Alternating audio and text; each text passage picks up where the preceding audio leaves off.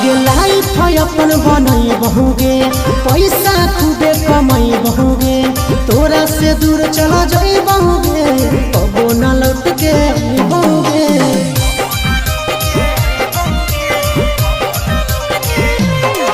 आगे लाइफ अपन बनई बहुगे, पैसा खूबे कमाई बहुगे, तोरा से दूर चला जाई बहुगे,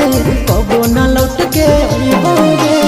सागर बेदर्दी से बले धीनत तोड़ गे, अखिया में लोर गे,